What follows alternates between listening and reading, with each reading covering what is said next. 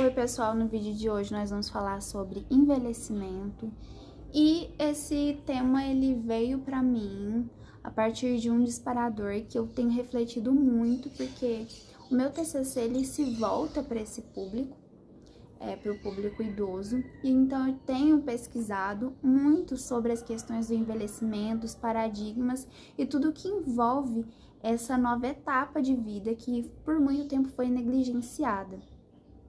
Considerando isso, alguns eventos recentes, que sempre acontecem, mas recentemente eu tenho pensado muito sobre isso, porque quando a gente vê pessoas famosas que envelheceram, geralmente o que se mantém são as imagens de juventude que elas possuem. Eu acho que uma coisa que demonstra muito isso, e que inclusive isso é uma autocrítica, a gente viu que recentemente a Rita Lee faleceu, hoje mesmo a Jane Birkin faleceu, e as imagens exaltadas na mídia, enfim, pela maioria das pessoas, inclusive eu mesma, são imagens de juventude, são imagens de quando elas eram muito bonitas, de quando elas eram maravilhosas. Claro que tem um aspecto, e aí por isso que a gente talvez exalte assim a juventude delas, de que são personas, as duas especificamente, né? São personas que têm toda uma identificação com a sua época, e aí a gente vê imagens de como elas eram maravilhosas, de como elas eram lindas, e tipo, elas envelheceram, gente, elas não morreram jovens. E eu lembro da Xuxa, né?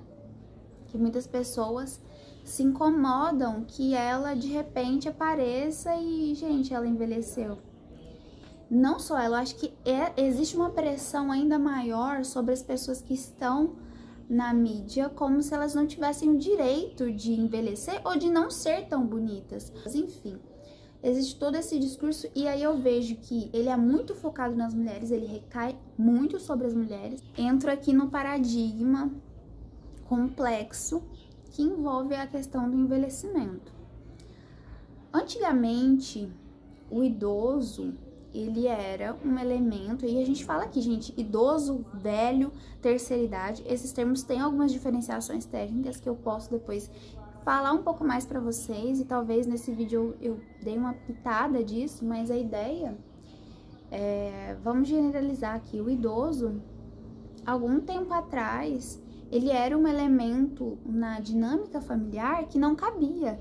Ele era uma espécie de apêndice que estava ali cumprindo um papel que não era descrito na família tradicional, porque não caberia um núcleo familiar, pai, mãe, filho e de repente um avô, e de repente um idoso. Era como se ele sempre tivesse extra, ele sempre tivesse cumprindo um lugar que não é dele, que não é genuíno. Então, muitos idosos ficavam ali só esperando a morte, porque não tinha uma perspectiva, não tinha futuro. Aquela fase que eles estavam vivendo era só a espreita da morte. Então, com o avanço da medicina, da tecnologia, enfim, e como a própria industrialização que trouxe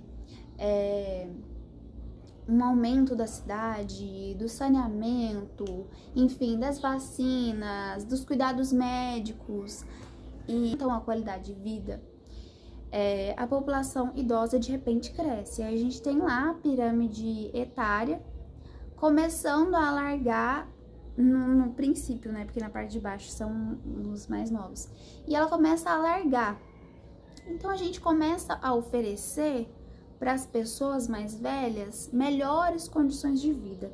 A partir disso, então, a gente precisa refletir sobre elas. A gente precisa refletir sobre as pessoas idosas. Como, a partir de um viés político, o que a gente vai fazer com essas pessoas? Como elas vão viver? Onde elas cabem? Qual é o lugar delas?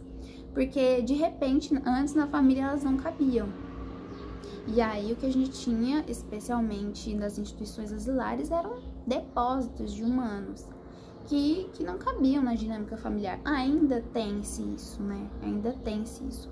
Mas a gente teve uma ampliação das possibilidades do velho A partir do capitalismo, gente, surpresa, chocados. O velho, ele é velho, esse termo, ele é, entre aspas, pejorativo, porque ele se refere a esse tempo em que o velho não tinha utilidade, em que ele estava à espera da morte, esperando se definhar e não estar mais ali para prejudicar aquela dinâmica familiar, porque ele não cabia naquela família.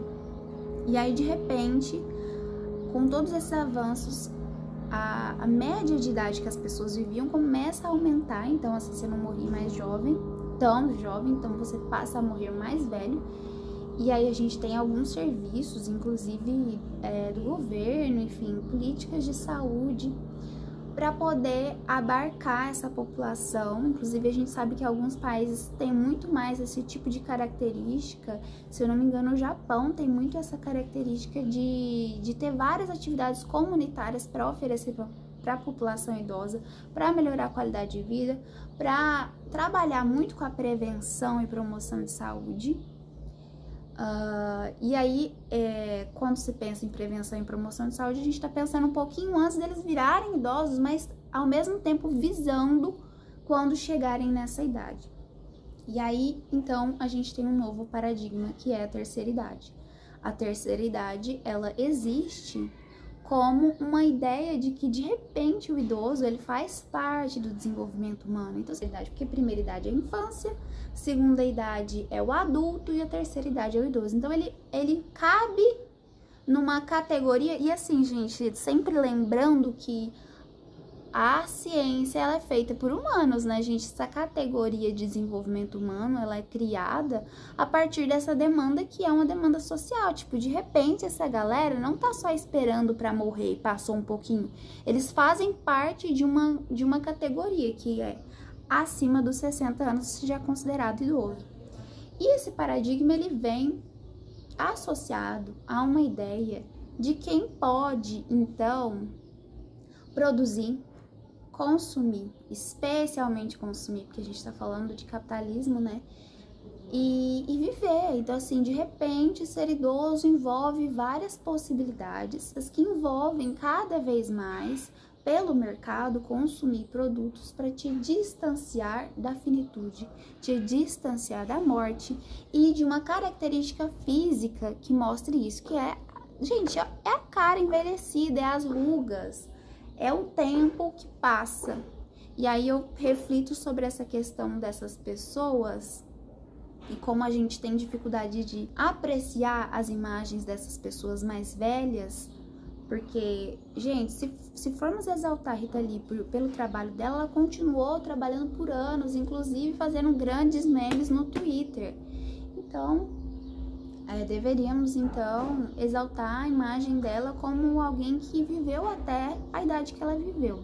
E, de repente, ser idoso é ser possível, é possibilidade, é descobrir várias coisas, porque isso tem um valor de mercado. De repente, eles podem consumir, e não só o idoso, mas todas as pessoas, para não ficarem velhas com rugas, vão consumir produtos que evitem isso. E você chegou na terceira idade, você pode fazer a sua viagem dos sonhos, olha como você precisa.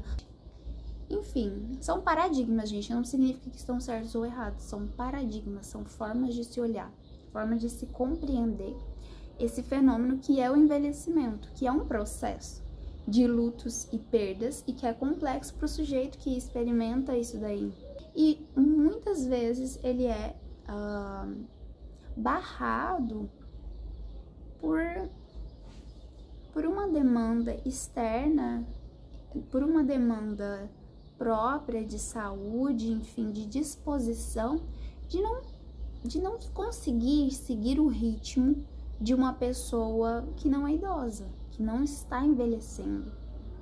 Então, a experiência do idoso é marcada por várias impossibilidades, mas se a gente pensar nesse âmbito do capitalismo, ele traz muitas possibilidades.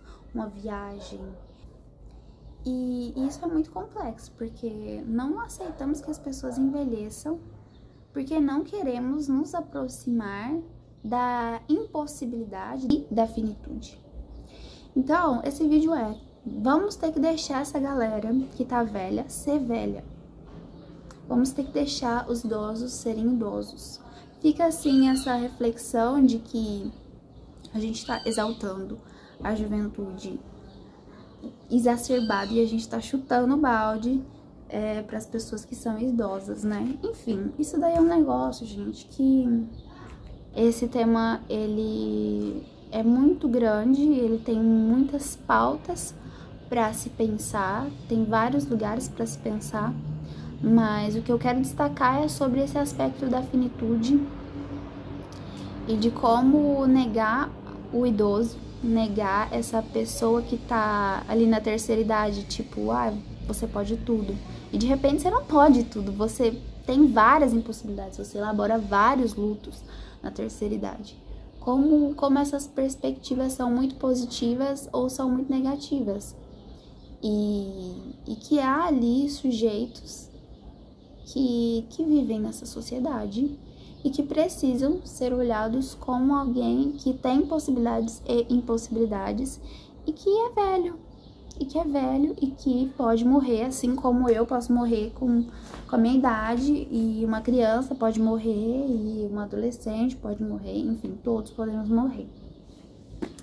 E é isso, gente, o vídeo é esse, totalmente improvisado, porque não sabia o que eu iria fazer, se eu iria fazer também, mas é isso. Espero que vocês gostem e comentem o que vocês acham.